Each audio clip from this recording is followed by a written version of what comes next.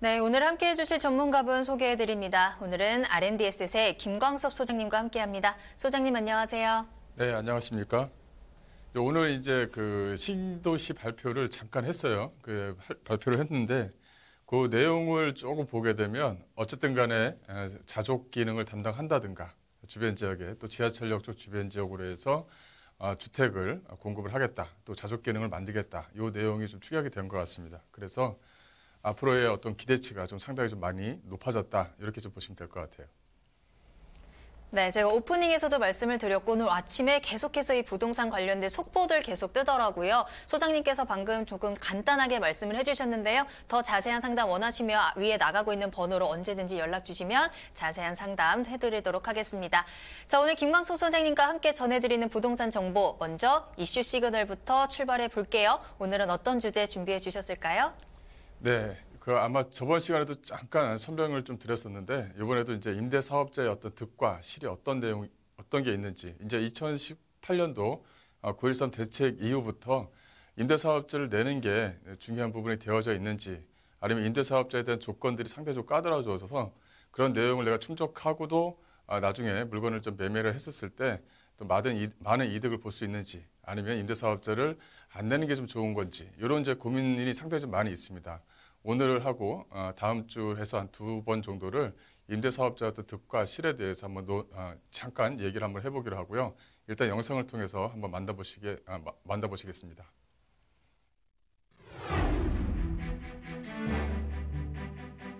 부동산 투자자로서 계속해서 수익을 내기 위해서는 부동산의 보유수를 점점 늘려나갈 수밖에 없고 그렇게 되면 또 다른 관점과 방법으로 세금을 관리할 필요성을 느끼게 되는데요.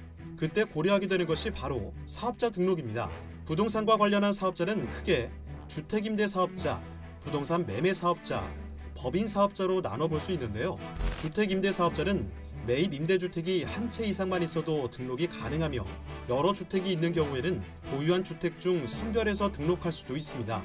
임대사업자에 등록하게 되면 세제 혜택을 주는 대신에 4년 동안 임대주택을 계속 임대하여야 하고 그 기간이 지나기 전에 해당 주택을 양도하면 1,000만 원 이하의 과태료에 처해지게 됩니다.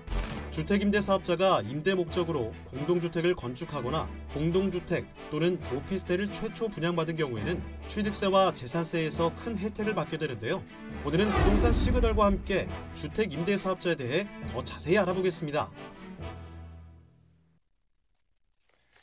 네, 이제 앞으로는 이제 임대사업자를 어떻게 끌고 가야 되는지 이제 부동산을 투자할 때 있어서 가장 중요한 요인이 됐습니다. 근데 이게 이제 임대사업자가 이제 최근에 이제 조건이 좀 상대적으로 까다로워지면서 과연 내가 주택수가 2개 이상 있었을 때 과연 이걸 내가 임대사업자로서 끌고 가야 되는지 안 그러면 임대사업자를 내지 말고 어떤 매도 시기를 빨리 잡아서 매매를 해야 되는지 이런 어떤 조건들이 상대적으로 까다로워졌습니다. 그래서 오늘은 오늘과 이 다음 주 두 번 정도는 임대사업자를 내는 게 좋은 건지 아니면 임대사업자를 좀 보류하는 게 좀 나은 건지에 대해서 좀 잠깐 설명을 해드리겠습니다. 일단 임대사업자를 놓게 되면 이제 그 국가에서 주는 그 세금 혜택이 있죠.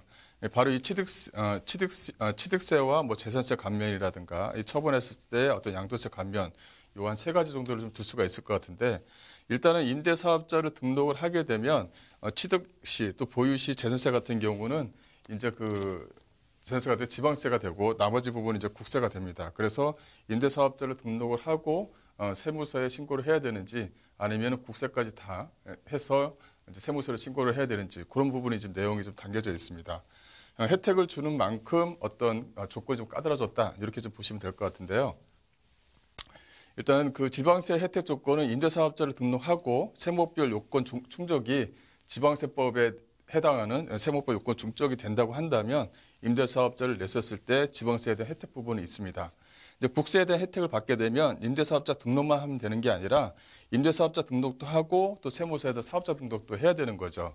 또 그 안에 이제 세목별로 요건이 충족되면 국세에 대한 어떤 그 면세 혜택을 좀 받을 수가 있는 부분이 있습니다. 근데 임대사업자 같은 처음에 이제 취득했었을 때 이제 취득세가 이제 해당이 되는데 바로 현재 임대사업자를 취득을 임대사업자를 내지 않았을 경우에는 유상취득과 무상취득으로 나눌 수가 있고요. 또 취득 금액에 따라서 세율이 이렇게 정해지게 됩니다. 또 여기서 이제 85제곱미터 이제 초과 시에는 이제 농특세가 좀 붙게 되죠. 또 취득 원인에 따라 유상 취득인 경우에는 이제 매매가가 이제 기준이 되는 거고요. 무상 취득이 되는 경우는 이제 공시 가격에 따라 이제 과세 표준을 좀 정하게 됩니다. 여기서 이제 임대사업자를 넣게 되면 이제 취득세 감면 혜택을 좀 받을 수 있는데 거기 안에 조건이 붙는 거죠. 전용 면적 60평방미터 이하, 또 공동주택 및 오피스텔 최초 부정받았을 때 취득을 한다. 여기 내용이 들어가 있는 거고요. 의무 임대 기간을 준수를 해야 됩니다. 또 하나 추가적으로 나오는 것은 음대로 증액 제한 부분에 대해서 추가적으로 이제 그 내용이 나와 있다. 이제 이렇게 보시면 되고, 요거 전체적인 것은 2021년 12월 31일까지 이제 한시적으로 이제 감면을 좀 받게 됩니다. 근데 이제 취득세를 감면받는다고 해서 이제 100% 감면받는 게 아니라 이 최소 납부 세액 제도라는 게 있어요. 그래서 취득세를 100% 감면받는다 하더라도 감면세액의 최소 15% 정도는 세금을 내야 됩니다. 예를 들어서 1억 같은 경우 1억 매매가가 1억인데 오피스텔이 매매가 1억입니다. 근데 오피스텔 같은 경우는 한 4.6%를 계산하죠. 그래서 거기서 이제 오버되는 부분에 대해서는 취득세의 어떤 15% 정도는 세금으로 좀 취득세에 대한 세금을 납부를 해야 됩니다. 다만 뭐냐면 세액 기준 취득세가 200만 원 이하인 경우에는 최소 납부액 세대가 이제 적용되지 않는다. 이런 내용이 있고요. 근데 여기서 이제 내용이 좀 있죠. 좀 묻고자 하는 질문들이 있는데 이 다가구 주택은 신축해서 임대사업자 등록 시 취득세 혜택을 받을 수 있습니까? 이런 내용이 좀 많이 있는데 이 다가구 주택 같은 경우는 이건 단독주택으로 보기 때문에 취득세에 대한 혜택 부분은 없습니다. 또 전용면적 60제곱미터 아파트 상속이나 또 증여 시 임대사업자를 등록했을 때 취득세 혜택을 받느냐 이런 내용도 있는데 이런 부분도 최초에 이제 분양을 받아서 가지고 있는 것이 아니라 이런 부분에 대해서 혜택 조항이 없습니다. 다만 이 분양권 전매로 이제 취득하는 경우, 이 전매로서 취득하는 경우에는 전용 면적이 60제곱미터 이하고 임대사업자를 등록을 했었을 때는 이건 전매이기 때문에 최초에 분양받은 걸로 이제 간주를 하죠. 그래서 이런 부분 같은 경우는 이제 취득세 혜택을 받을 수 있다. 이렇게 좀 보시면 될 것 같고요. 다음은 이제 재산세를 좀 보겠습니다. 이 재산세 같은 경우는 주택 수재지 지자체에서 매년 6월 1일 날 이제 과세를 하게 되고요. 이 과세를 하게 되면 이런 내용에 따라서 이제 납부세액을 좀 정하게 됩니다. 여기서 이제 보실 부분은 이 공정시장 가액 비율이 한 60% 정도를 계산을 한다는 거고요. 또 과세 표준이 이제 한 4단계 정도로 구성이 되어져 있는데 뭐 6천만 원 이하라든가 뭐 6천에서 1억 5천만 원 이하 또 3억 원 이하 뭐 이렇게 해서 내용이 좀 정해져 있습니다. 거기에 맞춰서 산출세액을 정해서 세부담 상한 초과액을 빼서 이제 납부세액을 좀 정하게 된다. 이렇게 보시면 될 것 같고요. 여기서 이제 그 주택임대사업자를 냈을 경우에는 감면 요건이 있습니다. 감면 요건이 이제 앞전에 보신 것처럼 저 조건이 좀 약간 좀 차이가 있는데 전용 면적 60에서 85제곱미터 이하고 또 공동주택 및 오피스텔을 합해서 2세대 이상은 나와야지만 재산세에 대한 감면 혜택을 줄 수가 있습니다. 또 밑에 보시면 의무 임대 기간이라든가 증액 제한에 대한 조건을 좀 붙이셔야 되는 부분이 있고요. 여기서 이제 간단하게 좀 말씀드릴 수 있는 부분은 이제 주택임대 사업자에서 재산세 부분 같은 경우는 이제 내가 장기임대 사업자로 등록이 되어져 있느냐 아니면 내가 단기임대 사업자로 되어져 있느냐의 부분에서 약간의 좀 차이가 있습니다. 그래서 장기임대 사업자에 대한 조건이 앞서 말씀드린 재산세 감면 조건에서 약간 차이가 있습니다. 예를 들어서 뭐 아파트를 2세대 이상 또는 오피스텔을 뭐 2세대 이상 이런 어떤 조건이 붙기 때문에 그런 조건에 해당이 되고 장기임대 사업자를 냈을 경우에는 감면율이 좀 더 많이 있습니다. 하지만 장기임대 주택 사업자를 낸다고 해서 이 장기임대 사업자의 재산세 감면을 받는 게 아니라 앞서 말씀드린 어떤 조건에 또 한번 부합이 되어지면 되고요. 따라서 그런 조건이 장기임대 사업자를 냈다 하더라도 조건이 안 맞으면 바로 위에 있는 임대 사업자에 대한 재산세 감면 혜택을 받는다. 이제 이렇게 좀 보시면 될 것 같아요.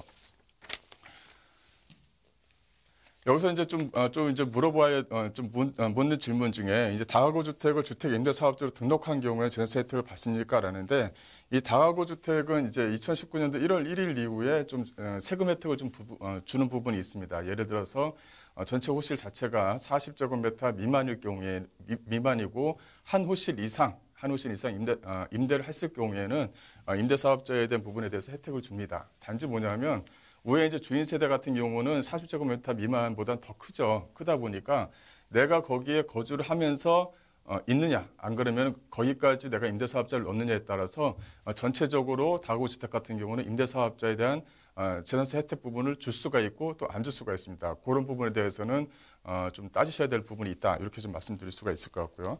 또 매매가 아닌 상속이나 증여로 주택을 취득하여 임대사업자 등록한 경우 재산세 감면 혜택을 받습니까? 앞부분에 대해서는 최초 주택을 이제 분양받아야 되는 부분이 있기 때문에 취득세 감면 혜택은 없었는데 이런 부분에 대해서는 이제 재산세 감면 혜택을 줍니다. 이제 그런 부분이 좀 약간 차이가 있다. 이제 이렇게 보시면 될 것 같고요. 또 하나는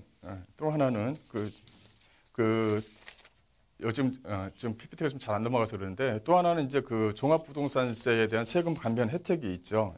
세금 감면 혜택이 있는데 이 종합부동산세에서 세금 감면 혜택을 주기 위한 여러 가지 좀 조건들이 좀 따로따로 좀 정해져 있는 부분이 있습니다. 그래서 이런 어떤 그 종합부동산 같은 경우는 매년 6월 1일 날 요 과세 기준에 따라서 이제 진행을 하게 되는데 앞서 보신 이제 공정시장 재산세에 대한 공정시장 가격 비율과 종합부동산세에서 나오는 공정시장 가격 비율이 약간 좀 차이가 있습니다. 올해 같은 경우는 뭐 85%에 대한 공정을 주고요. 이제 2020년, 21년, 22년을 기준해서 이제 5%씩 이제 추가적으로 이제 상승을 하게 됩니다. 그래서 100% 공정시장 가격 비율을 주겠다. 이제 이렇게 세금에 대한 부분에 대해서 주택 임대 사업자에게 주는 혜택을 좀 줄이겠다 하는 내용이 좀 안에 좀 포함이 되어져 있는 부분이 있고요.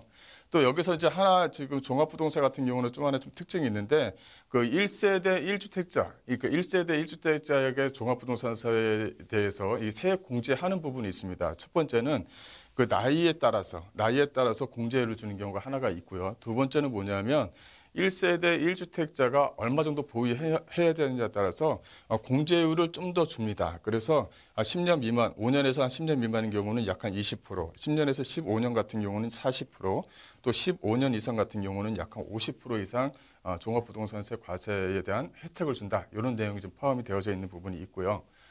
또 하나는 그 종합부동산세에 대한 합산 배제 조항이 좀 약간 좀 까다로워졌습니다. 그래서 2018년도 4월 1일 이전에 4월 이전에 임대사업자를 낸 경우에는 임대기간이 5년 이상 임대, 단기든 장기든 상관이 없이 하게 되면 합산 배제를 해주는 거고요. 또 2018년도 4월 1일 이후에 임대사업자를 낸 경우에는 8년 이상 장기 임대사업자, 즉 장기일 경우에만 종합부동산세에 대한 합산 배제를 해줍니다.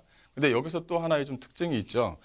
9.13 부동산 대책 이전에 임대사업자를 냈느냐, 또 이제 9.13 대책 이후에 종합부동산 임대사업자를 냈느냐에 따라서 9.13 부동산 대책 이전에는 조정 대상 지역 내 취득한 주택, 즉 장기임대주택으로 등록한 경우에는 합산 배제를 해주는데 9.13 부동산 대책 이후에는 조정 대상 지역 내에 취득한 주택은 장기임대주택이라 하더라도 종합부동산세에 대해서 합산을 과세를 해주게 됩니다. 이렇게 임대사업자에 대한 혜택 부분을 앞으로 점차적으로 좀 줄여가는 그런 방향으로 지금 현재 그 정부 시책이 좀 정해져 있는 부분이 있어요.